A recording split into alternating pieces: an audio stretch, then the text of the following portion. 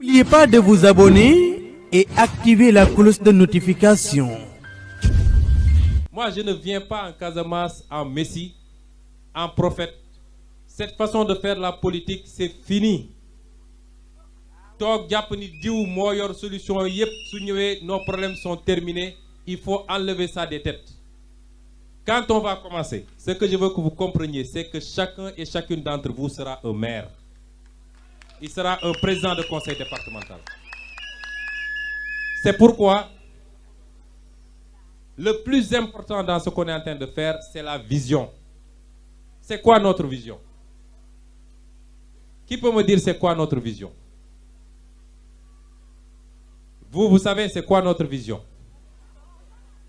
J'ai pas entendu? Ah voilà. Le choix n'est pas fortuit. Partout au Sénégal, nit ñi woo nañ ma ne ma lan mooy Burok. Burok moom dong résumé na suñu vision. C'est pourquoi dans le document, j'ai pas éprouvé le besoin de faire de long développement ci lan mooy suñu vision. Burok mooy liggéey. Loolu résumé na lépp loo xam ne c'est ce que j'attends de vous et c'est ce que je voudrais que vous attendiez de moi. Je ne suis pas venu vous amener des solutions toutes faites.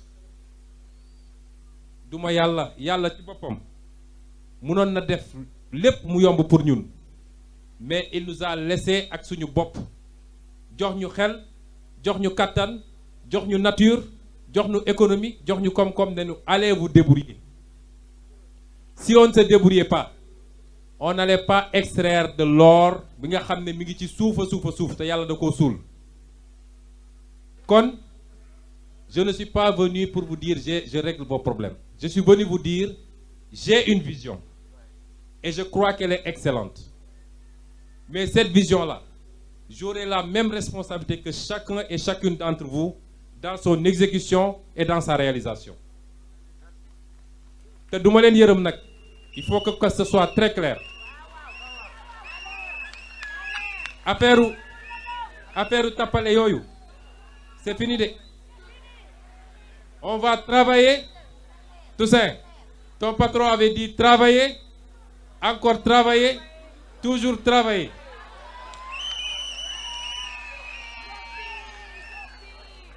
Le maître mot, ce sera le travail.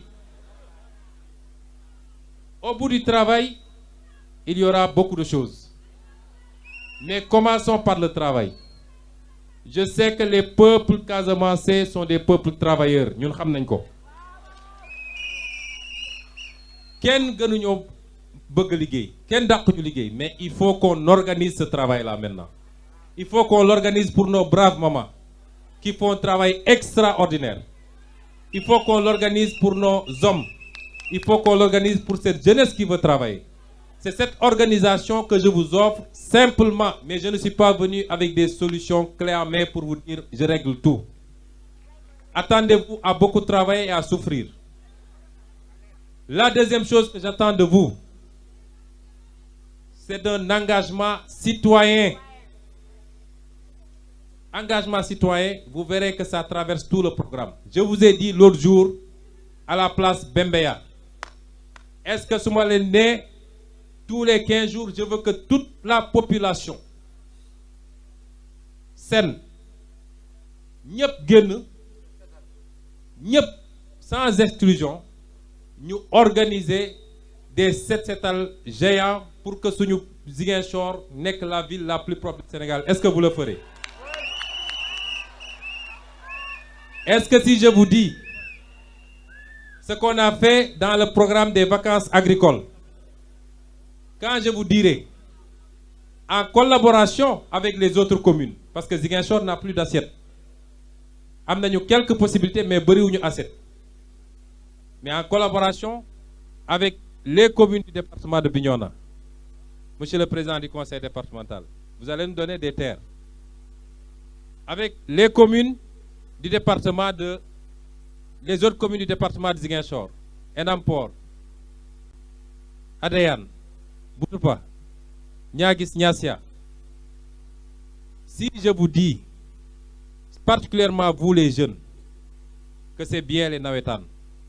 Et on continuera à organiser les navétanes. C'est bien les soirées dansantes. C'est bien, c'est bien. Mais ce qu'on avait fait, le concept des vacances agricoles patriotiques, je veux que toute la jeunesse de Ziguinchor se rende dans les champs, qu'on multiplie toutes les productions par 10 dès la première année. Est-ce que vous le ferez? Cette citoyenneté, notre responsabilité, nous, ce sera quoi? Moi, il ferait les intrants, le matériel agricole, tout ce qu'il faut et qu'on ait une politique avisée de la production à la transformation en passant par la conservation et la commercialisation, qu'on mette en place un système, et ce système, je l'ai ici, je vais vous le proposer, pour que nous puissions rentabiliser le fruit de vos efforts. C'est ça notre responsabilité. Mais tout le reste, c'est le citoyen qui devra assumer ses responsabilités. C'est cela qu'on attend de vous. Et c'est ça la vision. Cette vision, elle est importante. Je veux que vous soyez le premier baromètre. Après, bon, c'est fini. Non. Le maire, comme le président de la République, quand il est élu, il faut un contrôle citoyen permanent. Le citoyen doit surveiller ce qu'il fait. Critiquer, manifester son mécontentement quand il est mécontent. C'est ça la démocratie et c'est ça les mesures d'encadrement qu'il faut si on veut réussir. Et c'est cela que j'attends également de vous. N'oubliez pas de vous abonner et activer la cloche de notification.